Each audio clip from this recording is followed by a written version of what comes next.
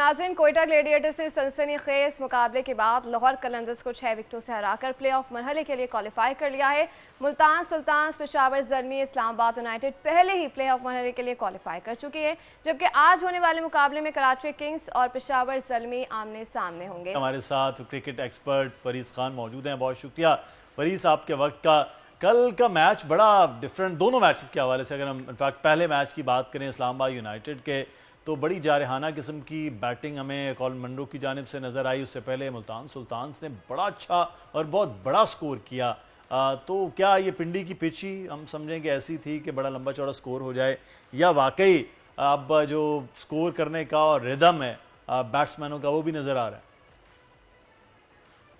पहली चीज ये है, आप शादाब खान से काफी मुतासर हैं, कुछ मेरा नाम फरीस शाह है, फरीस खान नहीं है।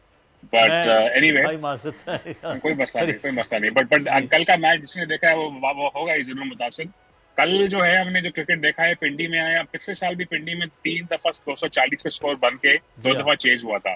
तो पिंडी हाई स्कोरिंग तो होता है, लेकिन मेरा ख्याल से कल जो इस्लामाबाद ने चेज किया है वो इस टूर्नामेंट का शायद सबसे एक्साइटिंग मैच रहा है। और क्योंकि वो स्कोर भी लंबा चेज कर रहे थे, लेकिन उसके अलावा वो 4 for 2 हो गए थे। उनके 4 रन पे उनके 2 बैट्स विकेट उनकी गिर रही थी। तो वहां से कम बैक करके जिस तरह शादाब और कॉलिन मनरो ने बैटिंग की है, उसके बाद हैदर अली ने अपना रोल प्ले किया, और इवेंचुअली फहीम अशरफ और इमाद वसीम ने भी, जो 3 मैच पहले तक कहा जा रहा था कि इस्लामाबाद क्यों खिला रहा है, ये आउट ऑफ फॉर्म है, उन दोनों ने भी काफी अच्छा फिनिश किया गेम को। तो इनक्रेडिबल गेम था मेरा ख्याल से, और शायद आज टूर्नामेंट का बेहतरीन गेम था। और इस्लामाबाद अब जो है प्ले ऑफ में ना सिर्फ आया है बल्कि बहुत कॉन्फिडेंस के साथ आया है, और मेरा ख्याल से they should be looked at serious contenders now title के लिए। अच्छा फरीस, अब क्या देख रहे हैं, कराची किंग्स के कोई चांसेस बाकी हैं या नहीं? देखिए, कराची किंग्स तो ऑफिशियली आउट हो चुका है।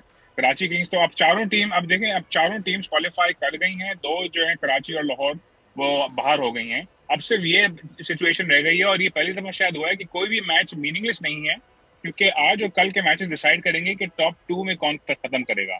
और पीएसएल जैसी लीग में टॉप 2 में जाने का काफी एडवांटेज इसलिए होता है बिकॉज आपके पास एक गलती की गुंजाइश होती है। आप जो पहला क्वालिफायर खेलते हैं, आप हार भी जाएं तो आप बाहर नहीं होते। तो टीम के पास काफी इंसेंटिव होता है कि वो टॉप 2 में खत्म करें। सो कराची तो डेफिनेटली बाहर हो गया है, लेकिन आज का मैच जो है पेशावर का कराची से और फिर मुल्तान का क्वेटा से कल, ये दोनों काफी जो है ये इंपॉर्टेंट मैचेस रहेंगे।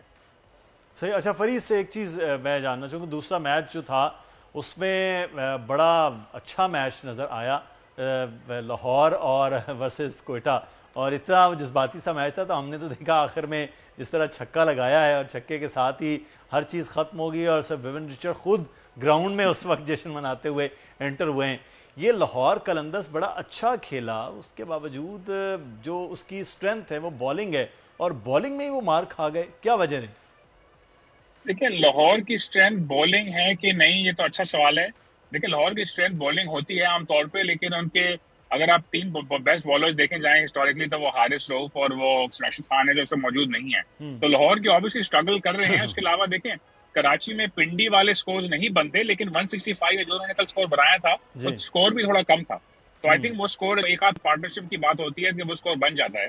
लेकिन उसके बावजूद सऊद शकील ने लंबी इनिंग खेली, काफी अच्छी बैटिंग की। वो ज्यादा इसमें फ्लूइड नहीं लगी जिस तरह उन्होंने पहले कुछ मैचेस में जितना वो तेज खेले। उनका स्ट्राइक रेट भी थोड़ा कम था, लेकिन वो खड़े रहे इस पॉइंट तक, ताकि उस पोजीशन में लाहौर रहे कि वो मैच क्वेटा रहे कि वो मैच जीत सके। और फिर जाहिर बात है बाकी दूसरी तरफ बाकी प्लेयर्स ने आके अच्छा फिनिश किया उसको।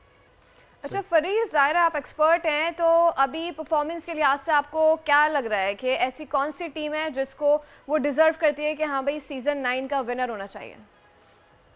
देखिए, डिजर्व में यकीन नहीं करता मैं भाई, जो जीतेगा वो डिजर्व करता है। लेकिन देखें इस वक्त जो है ना, अगर आप मोमेंटम वाइज देखें तो 2 टीम जिन्होंने काफी अच्छा शुरू किया था, मुल्तान और क्वेटा, वो डिफरेंट रीजंस की वजह से थोड़ा उनका मोमेंटम लूज हुआ है। मुल्तान का मैंने आप ही के चैनल पे शाम को जो शो होता है उसमें बैठ के मैंने कहा था कि वो होम पे 4 मैचेस जीत गए 5 में से, लेकिन अब बाकी टूर्नामेंट वो अवे खेलेंगे, उनका रिकॉर्ड इतना अच्छा नहीं है अवे। और अब आप देखें कि वो मुल्तान के बाद 4 में से 2 मैचेस जीते हैं।